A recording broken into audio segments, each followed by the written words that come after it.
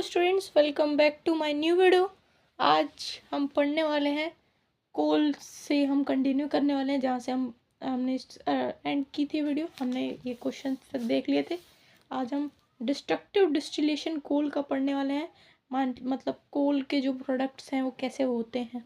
तो वैसे ये जो डायग्राम बना है ये थोड़ा रिलेवेंट होगा आपके लिए, ये वाला डायग्राम है ना, या फिर ये भी आप देख सकते हो, दोनों से ठीक ही है, बट ये हीट आ रही है। ठीक है, तो ये वाला डायग्राम थोड़ा आपके लिए सही रहेगा, ये वाला यूज़ कर सकते हो। ये आयरन स्टैंड है, यहाँ पे हमने कुछ जलाने के लिए यहाँ पे यूज़ किया, ठीक है, हीट करने के लिए। ठीक है, और यहाँ पे एक टेस्ट ट्यूब है ना, और ये पाइप ऐसे कनेक्टेड है यहाँ से, ऐसे समझ आ गया। यहाँ पे कोल का पाउडर भी ले सकते हैं हम, कोल भी ले सकते हैं। ठीक है, और ये कोक बचेगा जब कोल यहाँ से सारी वोलेटाइल चीज़ें निकल जाएंगी तो। ठीक है, अभी समझाता हूँ। ठीक है, पहले हम ये प्रोसेस देख लेते हैं, या फिर नहीं, हाँ, एक बार प्रोसेस देखते हैं। देखो, यहाँ से जब ये जलेगा ना तो इधर से वॉलेटाइल गैस निकलेगी जो कलरलेस गैस होगी। ये वाटर रहेगा। ठीक है, पहले स्टार्टिंग में देखो ये वाटर रहेगा, इसके अंदर कुछ नहीं है, ये सब भूल जाओ, कुछ नहीं है, सिर्फ वाटर, प्लेन वाटर है। ठीक है, कुछ नहीं है। प्लेन वाटर में जब ये वॉलेटाइल कलरलेस गैस यहाँ से होते हुए इधर जाएगी तो वो इसके साथ रिएक्ट करके सबसे नीचे एक चीज़ बनेगी जिसे हम बोलेंगे कोल टार। सबसे ऊपर एक चीज़ बनेगी जिसे अमोनिया लिकर बोलेंगे, या अमोनियम हाइड्रोक्साइड जिसे बोलते हैं वही, है ना। और यहाँ से एक गैस निकलेगी जो फ्लेमेबल होगी। ठीक है, जिसको आप जला के देखोगे तो जलेगी। तो ये चीज़ होगी। ठीक है, यहाँ पे पार्टिकल्स होंगे। ये जो पार्टिकल्स है ना, यहाँ पे कुछ बनेंगे, उसे पार्टिकल्स ऑफ गैस कार्बन बोलेंगे हम। ठीक है, कुल मिला के 5 चीज़ें, जैसे 1 2 3 4 5 ना, या फिर 1 2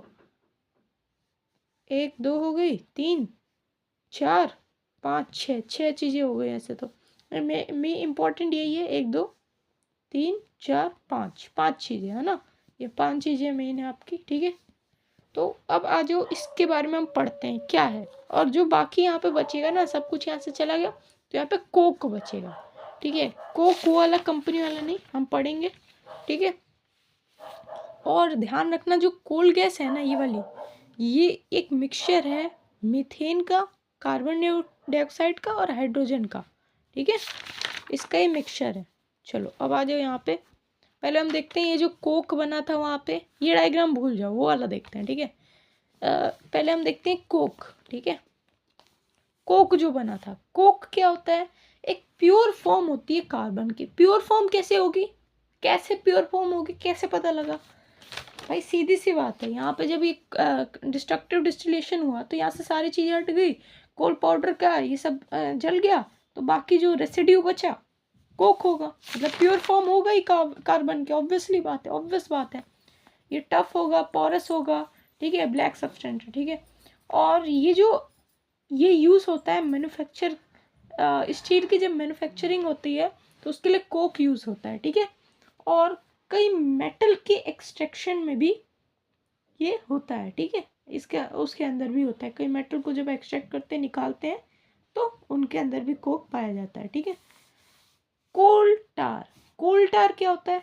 कोल टार हमने देखा यहाँ पे नीचे जमा हुआ। कोल टार सुन के पता चलता होगा कि रोड जब बनते हैं तो आपने सुना होगा रोड के ऊपर रखते हैं ना। तो कोल टार एक ब्लैक थिक और अनप्लेजेंट स्मेल होती है जिसके पास, मतलब एकदम अजीब सी बदबू आती है, देखा भी होगा।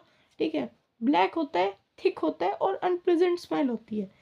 अनप्लेजेंट स्मेल वाला लिक्विड, उसे ही हम बोलते हैं कोल टार। ठीक है, ये मैन्युफैक्चर बहुत सारी चीज़ों का यूज़ होता है, paint, dyes, drugs, plants, plastic, water proofing के लिए भी यूज़ करता है मटेरियल में, नेफ्थलीन बॉल्स, है ना, बहुत सारी चीज़ें, है ना। कोल गैस, कोल गैस पढ़ते हैं ये पहले ना, जैसे हम लंदन की बात करें, पहले लंदन में शायद, है ना, स्ट्रीट लाइटनिंग में इसका यूज़ किया जाता था। ठीक है, और आजकल तो ये फ्यूल के रूप में यूज़ होता है इंडस्ट्रीज़ में। ठीक है, कोल गैस समझ आ गया। अब इससे रिलेटेड हम क्या पढ़ेंगे, कुछ क्वेश्चंस देखेंगे जिसको आपको आंसर करना है। कुछ क्वेश्चंस है जिसको आपको आंसर करना है। ठीक है, तो लेट्स सी दोस क्वेश्चंस। पहला क्वेश्चन क्या है, कार्बोनाइजेशन क्या होता है, कार्बोनाइजेशन या पायरोलाइसिस, ठीक है, दोनों नाम बोल सकते हैं, कोई भी है, ठीक है। पायरोलाइसिस और कार्बोनाइजेशन दोनों एक ही बात है, ठीक है। तो आंसर क्या लिखेंगे, कार्बोनाइजेशन एक टाइप होता है डिस्ट्रक्टिव डिस्टिलेशन का, जो कोल का डिस्ट्रक्टिव डिस्टिलेशन है ना, उसका एक टाइप होता है और कुछ नहीं है, ठीक है, और कुछ नहीं है। इसके अंदर क्या होता है, ऑर्गेनिक प्रोडक्ट जो है रिलीज होते हैं, ठीक है। ऑर्गेनिक प्रोडक्ट जो है रिलीज करते हैं अपनी प्रोडक्ट्स, ठीक है। जैसे ऑर्गेनिक प्रोडक्ट जो कोल है वो अपने प्रोडक्ट्स रिलीज करता है, ठीक है, इन एब्सेंस ऑफ ऑक्सीजन, ठीक है, in absence of oxygen, okay, let me check, it release the its product in absence of oxygen.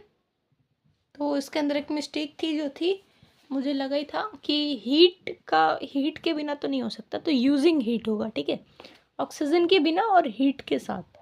देखो अगर अगर हम इसको बोल रहे हैं कि हीट के बिना, मतलब हीट के साथ और ऑक्सीजन के बिना, आप लोग बोलोगे देखो ऑक्सीजन के बिना हीट कैसे आई यहाँ पे। अगर मान लो, वेट अ सेकेंड, जब ये जल रहा है यहाँ पे, इधर आ गया, जब यहाँ पे जल रहा है तो ऑक्सीजन तो है, बात सुनो, ये आपका फोर्क से बंद हो जाएगा, ठीक है, एक कॉर्क आता है ना, कॉर्क बोलते हैं शायद उसे, एक बार देखना, ठीक है, उस कॉर्क से तो ये बंद हो जाएगा, है ना। तो बस पाइप अंदर जा रहा है तो यहाँ से तो ऑक्सीजन आ नहीं रहा भाई, पहली बात, ठीक है, और यहाँ से ये हीट हो रहा है, ये जल रहा है ना।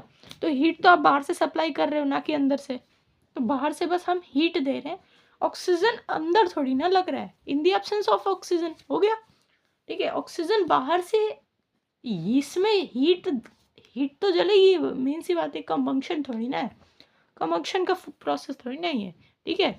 कंबंक्शन मतलब आगे पढ़ेंगे आगे चैप्टर्स में, ठीक है, कंबंक्शन थोड़ी ना हो रही है, ठीक है, ये तो बस आपका डिस्ट्रक्टिव डिस्टिलेशन है ना।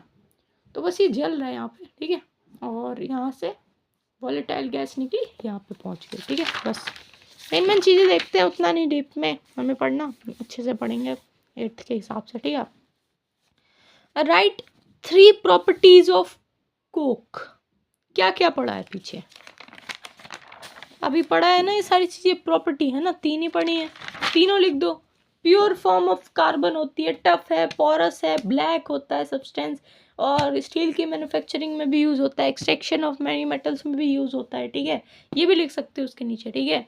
और क्या है, what is the use of coal tar, क्या है, कोल गैस, कोल गैस का यूज़ क्या है, ठीक है, आ जाओ। कोल गैस का पहले यूज़ होता था स्ट्रीट लाइटिंग में, अब इसका यूज़ होता है फ्यूल में, इंडस्ट्रीज में, है ना, सिंपल सी बात है। कोल टार क्या होता है, सारी चीज़ें वही हैं, it is a black thick और हैविंग अनप्लेजेंट स्मेल लिक्विड, है ना, और ये मैन्युफैक्चरिंग में यूज़ होता है, पेंट्स की डाइज में, नेफ्थलीन बॉल्स, ये सारी चीज़ें, है ना। नेक्स्ट आ जाओ, 5th क्वेश्चन क्या है, name the product of coal which is use to manufacture naphthalene balls, ठीक है, नेफ्थलीन बॉल्स को बनाने में कौन सी चीज़ यूज़ होती है, अभी पढ़ा, कोल टार, है ना, कोल टार से बहुत सारे मटेरियल बनते हैं, अगर नहीं समझ आया तो एक बार देख लेना, कोल टार, है ना, सिंपल है।